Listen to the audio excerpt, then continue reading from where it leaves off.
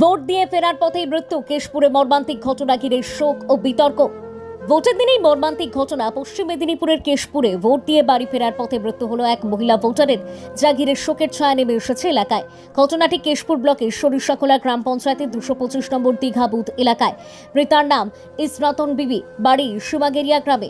পরিবার সূত্রে জানা গেছে, এদিন সকালে স্বামীর সঙ্গে ভোট দিতে যান তিনি। মৃতার স্বামী জানান, তাদের পরিবারের 4 জনের নাম ভোটার তালিকায় না থাকলেও শুধুমাত্র তার স্ত্রীর নাম ছিল। এই বিষয়টি নিয়ে দীর্ঘদিন ধরেই মানসিকভাবে চিন্তিত ছিলেন তিনি।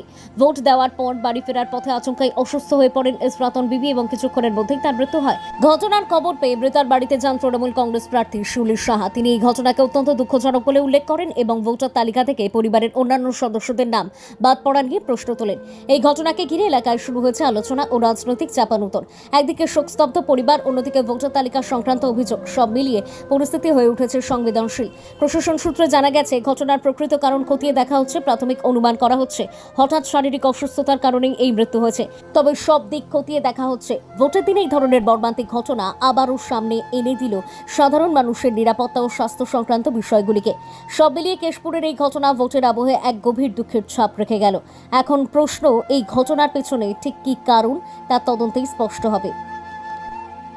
যখন আমরা শুনছিলাম বলছিল অনুপ্রবেশকারী পাকিস্তানি, বাংলাদেশি, আপনার প্রত্যেকে দেখলেন তারা এই বাংলায় জন্মেছে, এই কেশপুরে জন্মেছে, এই সরিষাখোলার দীঘা বুথে জন্মেছে।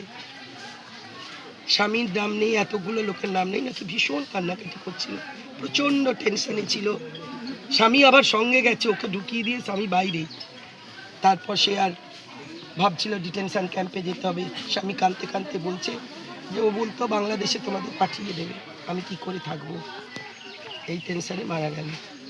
আমি জানি না, এদিনটাও দেখতে হবে ভারতবাসীকে, এদিনটাও দেখতে হবে বাংলাবাসীকে, আমাদেরকে, যে গণতন্ত্রের উৎসব বলে নির্বাচন কমিশনে এত কঠোর ব্যবস্থা গ্রহণ করার পর কত সহনাগরিক মারা যাবে।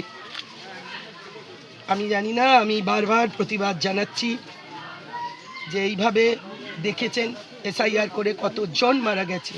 আর আজকে তো আমি তার কেশপুরের বিধায়ক, আমি দুবারের আমার কেশপুরের বাসিন্দা। জানি না তিনি আমার ভোটার, তিনি আমায় পছন্দ করেন কিনা, কিন্তু এটা জানি যে বাংলায় তার জন্ম, কেশপুরে তার জন্ম, সরিষাখোলার দীঘা বুথে তার পরিবার, তাকে চলে যেতে হলে এমন করে, এটা ধিক্কার জানাই।